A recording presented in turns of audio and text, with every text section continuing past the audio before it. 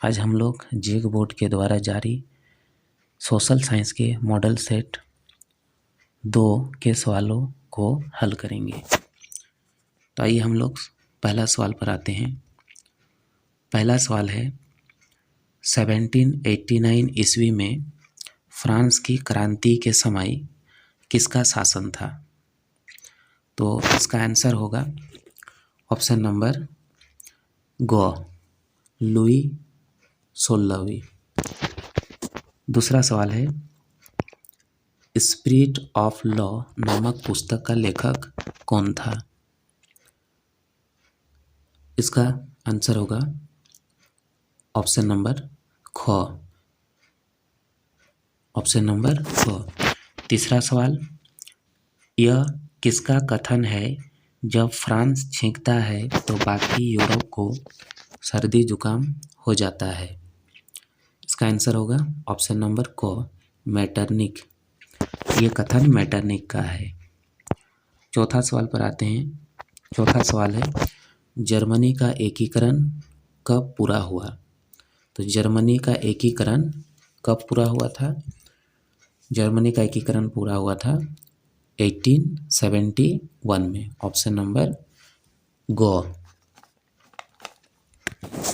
पांचवा प्रश्न है फ्रेडरिक सरियू कौन था? फ्रेडरिक सरियू कौन था? तो फ्रेडरिक सरियू कौन था? इसका ऑप्शन नंबर क होगा आंसर, फ्रांसीसी चित्रकार। फ्रांसीसी चित्रकार। क्वेश्चन नंबर 6 पर आते हैं। क्वेश्चन नंबर 6, गांधी जी दक्षिण अफ्रीका कब गए? तो गांधी जी दक्षिण अफ्रीका कब गए थे?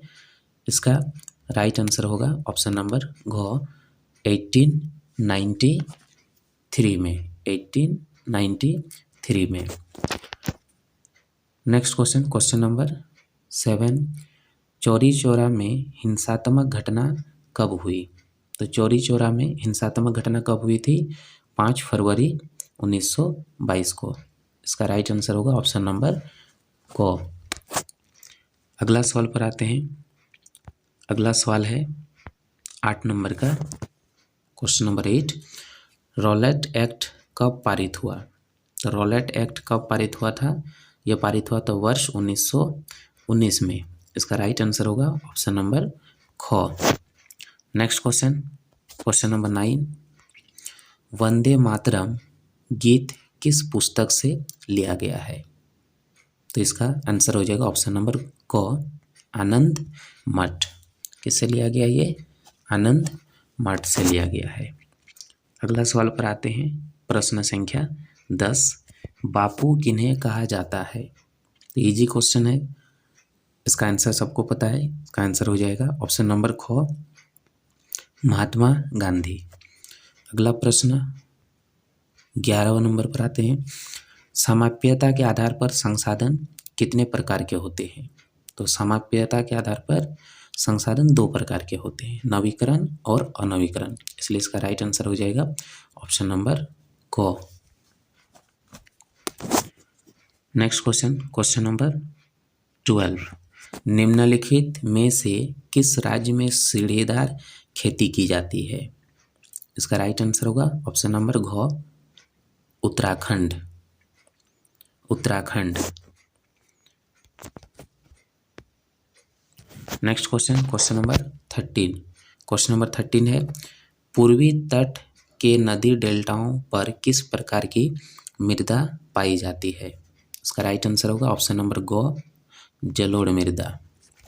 जलोढ़ मृदा। नेक्स्ट क्वेश्चन, क्वेश्चन नंबर 14, किस मृदा को रेगर या स्वतः जुताई वाली मृदा भी कहते हैं?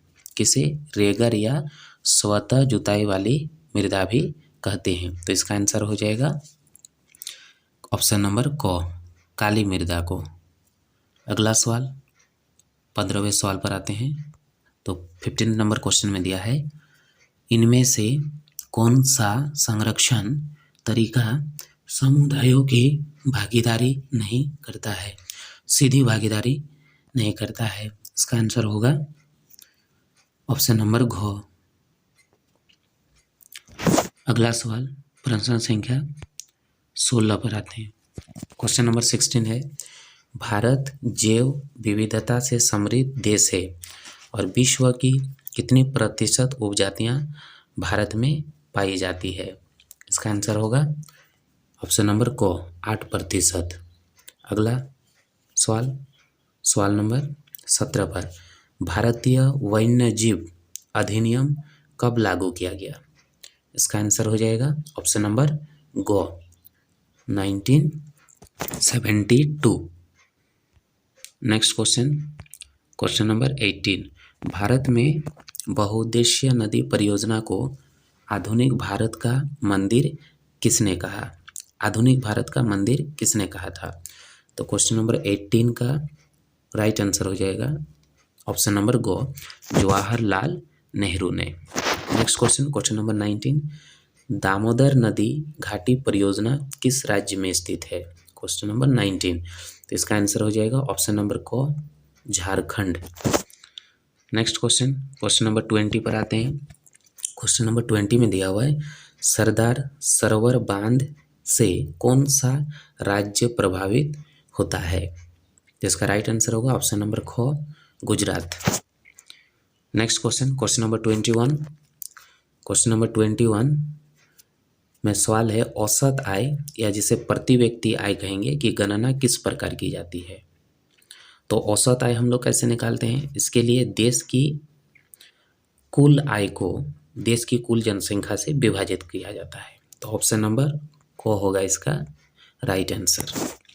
नेक्स्ट क्वेश्चन, क्वेश्चन नंबर 22, विभिन्न देशों के वर्गीकरण करने के लिए विश्व बैंक किस मापदंड का प्रयोग करता है? तो विश्व बैंक किसका प्रयोग करता है? 22 नंबर का सवाल, इसका आंसर हो जाएगा ऑप्शन नंबर को प्रति व्यक्ति आय, प्रति व्यक्ति आय का। क्वेश्चन नंबर 23, क्वेश्चन नंबर 23 है, नवीकरणीय संसाधन का उदाहरण है। तो नवीकरणीय संसाधन कौन सा होगा? इसका राइट आंसर होगा ऑप्शन नंबर गो भूमिगत जल। अगला सवाल पर आते हैं, 24 नंबर के सवाल पर। 24 नंबर का क्वेश्चन में है, लोगों के विकास के लक्ष्य होते हैं। तो लोगों के विकास के लक्ष्य कैसे होते हैं? तो विभिन्न लोगों के विकास के लक्ष्य भिन्न भिन्न होंगे या परस्पर विरोधी होंगे, इसलिए इसका राइट आंसर होगा ऑप्शन नंबर ख। प्रश्न संख्या 25, रामू एक किसान है जिसने अधिशेष गेहूं को एक आटा मिल के मालिक को 10 रुपये प्रति किलोग्राम की दर से बेचा और मिल मालिक ने बिस्कुट कंपनी को आटा 25 रुपये प्रति किलोग्राम की दर से बेच दिया।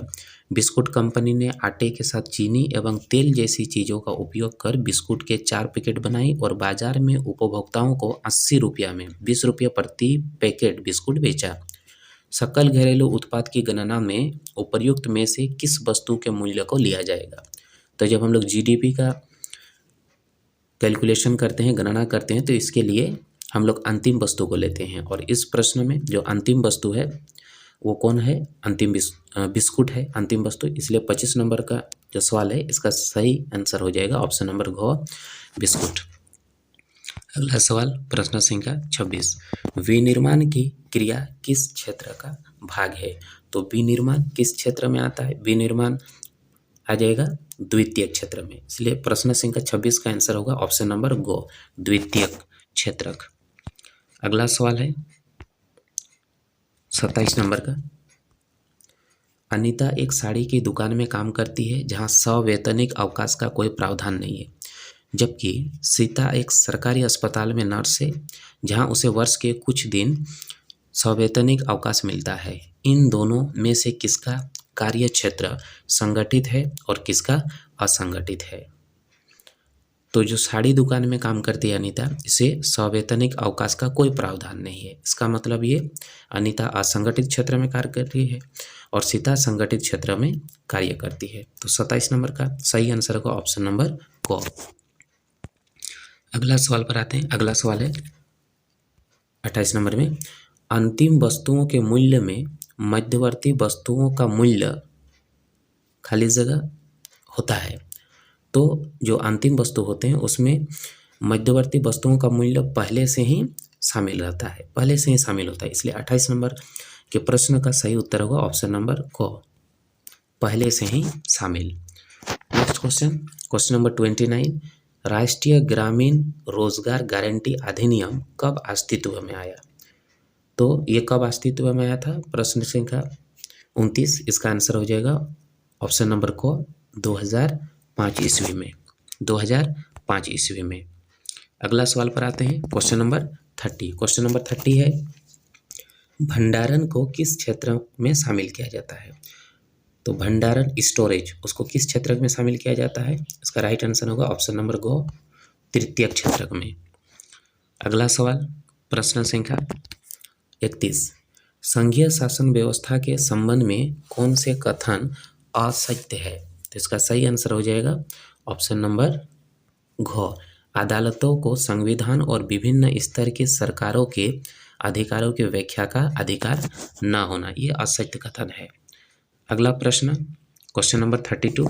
क्वेश्चन नंबर 32 है, बेल्जियम में फ्रेंच भाषा बोलने वालों का प्रतिशत कितना है? तो बेल्जियम में फ्रेंच भाषी कितने हैं? इसका राइट आंसर होगा ऑप्शन नंबर गो, 40%। 40% लोग फ्रेंच भाषा बोलते हैं। अगला सवाल, प्रश्न संख्या 33, श्रीलंका में तमिल को कब राजभाषा घोषित किया गया? तो तमिल को कब राजभाषा घोषित किया गया? इसका सही आंसर होगा ऑप्शन नंबर को 1956 में, 1956 में। नेक्स्ट क्वेश्चन पर आते हैं, अगला सवाल है 34 नंबर का, संविधान में कुल कितनी भाषाओं को अनुसूचित भाषाओं का दर्जा दिया गया है? तो टोटल कितने लैंग्वेज को? ऑप्शन नंबर घ होगा इसका राइट आंसर, 22 भाषाओं को अनुसूचित भाषाओं का दर्जा दिया गया है। अगला सवाल, प्रश्न संख्या 35, निम्न में कौन सुमेलित नहीं है, कौन सही से मिलान नहीं किया गया है? तो इसका राइट आंसर हो जाएगा ऑप्शन नंबर ख, राज्य उपराष्ट्रपति, ये मिस मैच किया गया है। इसका राइट आंसर एक्चुअली होता राज्य और राज्यपाल, लेकिन यहाँ उपराष्ट्रपति दिया गया है, इसलिए ये हो जाएगा मैचिंग नहीं है, यानी सुमेलित नहीं है, ऑप्शन नंबर ख। अगला प्रश्न पर आते हैं, प्रश्न संख्या 36 पर। प्रश्न संख्या 36 है, 7 पार्टी अलायंस यानी सप्तदलीय गठबंधन का गठन किस देश में किया गया था? इसका राइट आंसर होगा ऑप्शन नंबर ख, नेपाल में, नेपाल में। अगला सवाल है प्रश्न संख्या 37 में प्रश्न है, बोलिविया किस महादेश में अवस्थित है? तो बोलिविया किस महादेश में अवस्थित है? इसका राइट आंसर हो जाएगा ऑप्शन नंबर ख, लातीनी अमेरिका, लैटिन अमेरिका में है। Next question, question number 38। Question number 38, Bolivia में जलयुद्ध नामक आंदोलन का नेतृत्व किसने किया था? तो कौन सा पार्टी था? इसका राइट आंसर होगा ऑप्शन नंबर को, फेडेकोर, फेडेकोर पार्टी ने इसका नेतृत्व किया था। Next question, question number 39। Question number 39 है, इनमें से कौन सा कथन असत्य है? इनमें से कौन सा कथन असत्य है? तो इसका राइट आंसर हो जाएगा 39 क्वेश्चन का ऑप्शन नंबर घ, ऑप्शन नंबर घ। लास्ट क्वेश्चन सेट नंबर 2 का लास्ट क्वेश्चन यानी क्वेश्चन नंबर 40, नेपाल में SPA यानी 7 पार्टी अलायंस ने किसे अंतरिम सरकार का प्रधानमंत्री चुना था? तो इसका राइट आंसर हो जाएगा ऑप्शन नंबर को, गिरिजा प्रसाद कोइराला, गिरिजा प्रसाद कोइराला।